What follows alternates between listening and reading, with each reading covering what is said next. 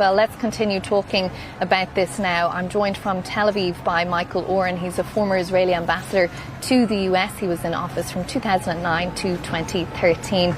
Michael Oren, thanks for joining us here on BBC News.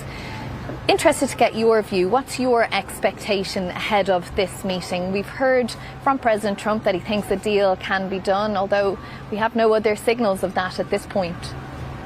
Well, I was just very interested in the report by Tom Bateman. I think it's sort of half right. I think that there will be pressure put on Prime Minister Netanyahu during this meeting.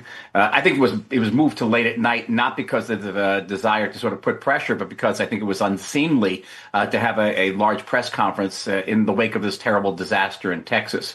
Almost every meeting, I think, in the history that I know of, meetings between the Prime Minister and the President, they take place in the afternoon, if for no other reason, so that it will be broadcast in daylight time in Israel. So moving it to the night is really quite an exception. I think it's because of Texas.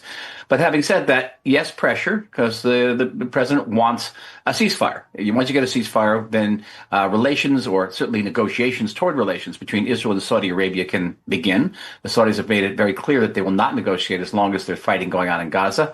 And the pathway can be open to other possible bilateral talks between Israel and Lebanon, Israel and Syria.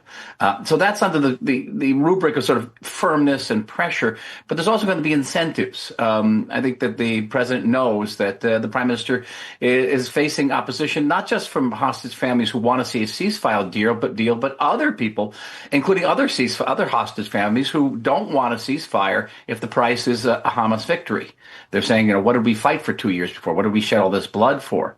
So I think that the president will also be on, in addition to sticks, there'll be carrots. And I can think of two very important carrots.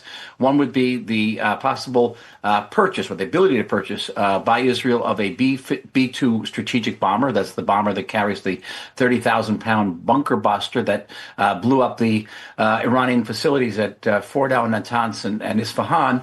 The United States has not agreed to sell Israel that plane. I know it was particularly involved in efforts to try to convince the United States to sell that bomber.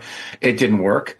And another, no less important incentive would be an American commitment that if Iran violates the ceasefire, the United States will back an Israeli military response against Iran, something that hasn't been clear.